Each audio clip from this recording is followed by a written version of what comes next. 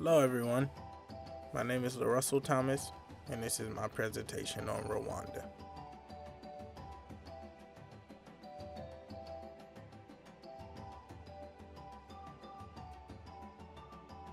Rwanda is a small landlocked country in Central Africa. It is bordered by Uganda, Tanzania, and the Democratic Republic of Congo and Burundi. Its capital city is Kigali. It is one of the highest populated countries in Africa. The biggest ethnic group is the Hutu, which accounts for 85% of the population, the Tutsi, which account for 14% of the population, and there is also a minority group, which is known as the Twa, which accounts for only 1% of the total population. This small African nation came to be known globally in the midst of a genocide that led to massive loss of lives, where over 800,000 people were killed. Though it had experienced tribal killings in the past, the 1994 genocide was so devastating that it attracted the attention of the whole world. This is why I chose Rwanda. I wanted to learn more about how so much hate could consume a nation. Was it systemic? Was it avoidable? Was it inevitable? There's so many factors and questions that came into play. I wanted to know how a nation can go through so much and make it to this point to where everyone's living in unity and everyone has freedom and everyone has their own rights. How do you come so far in such a short amount of time? I chose Rwanda because it's just like it's almost idolizing compared to the United States, to where we have the same type of systemic oppression to people of color, and we go through a lot of the same things. We had slavery and we had a lot of these things over 400 years ago, and yet we're still living in it. We've still yet to overcome.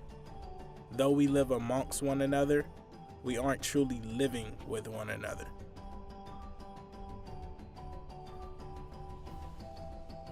Geography, government, and population. Rwanda is one of the smallest countries in Africa. The total area is 26,338 kilometers square, while water covers just 5.3% of the country. As of 2015, the country's population stood at 11.2 million, which was a 1.2 million increase from the 2012 census.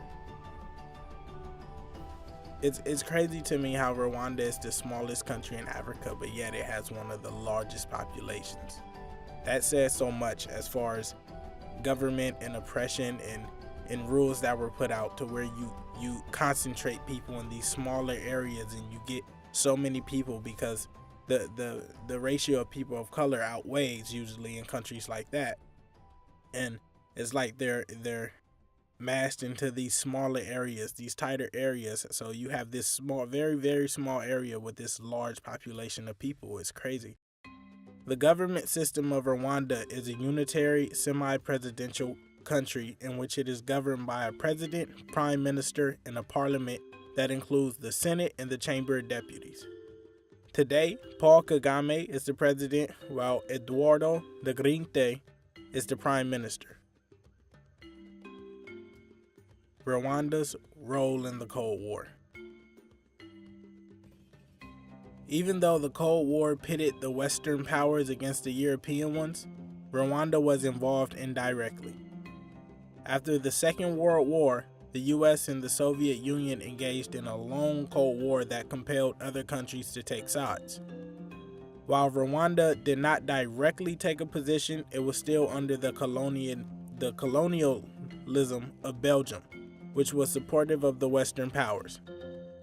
However, the independence of Rwanda from Belgium in 1962 meant that the country had a choice on its political issues. In essence, Rwanda did not play a significant role in the Cold War.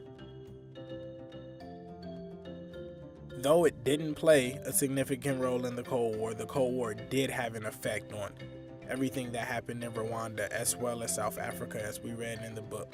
The Cold War's effects on so many other countries was prevalent, even though it was in a separate location. Effects of imperialism and decolonization on Rwanda. Imperialism led to the underdevelopment of Rwanda, but decolonization is responsible for the conflict that came later in the 1990s.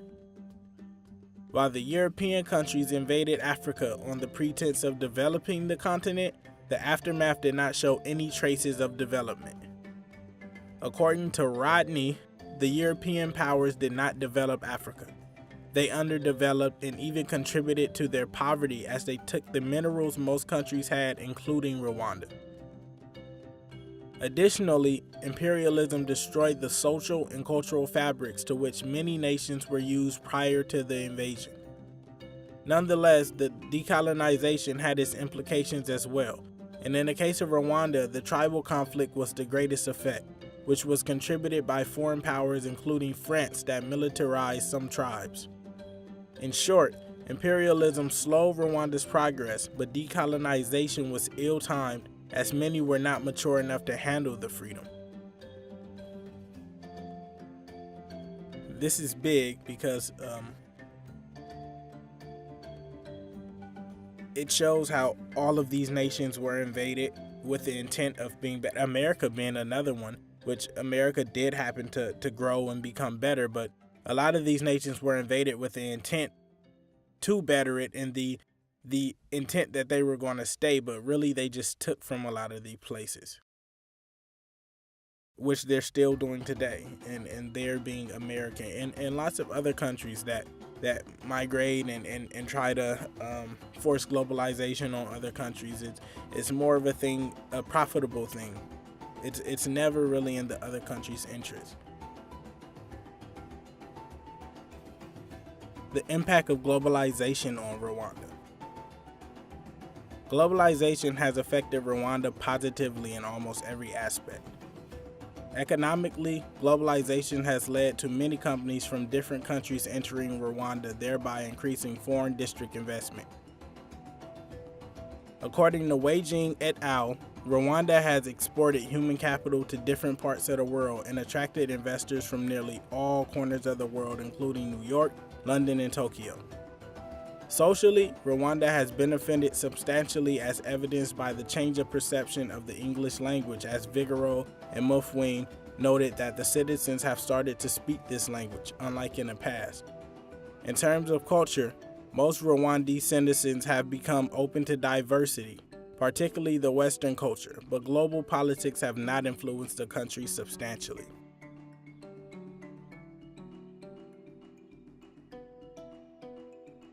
Modernization in post-1945 world. In post-1945, Rwanda has modernized in various ways, including technologically.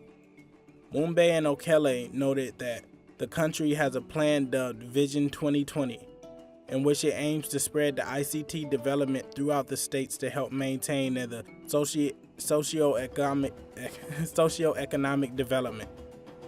Additionally, Rwanda infrastructure is amazing, as evidenced by its plans to work with the neighboring countries including Uganda and Tanzania in building a railway that will enhance business activity. Politically, the country has also modernized, as it has promulgated a constitution to which everyone is subjected, including the president.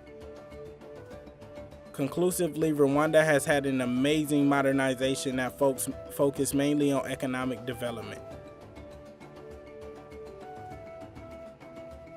Seeing recent pictures of Rwanda as I was doing this slide and looking up pictures from 2017 was inspiring as well. Seeing pictures from during the war process when the Hutus and Tutsis were battling till now is crazy. Like, as far as architecture and infrastructure and everything, like the buildings look amazing. The places, they have some of the richest places in the world there, and it wasn't known to be a fairly wealthy country.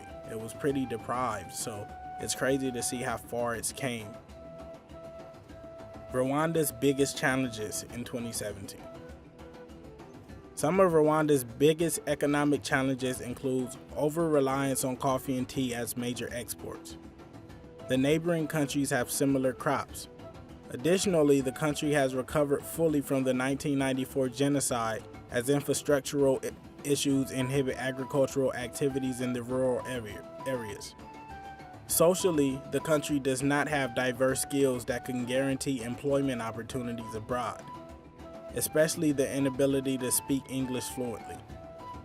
Furthermore, the ever-worsening political turmoil in Congo exposes Rwanda to the risk of being dragged into it.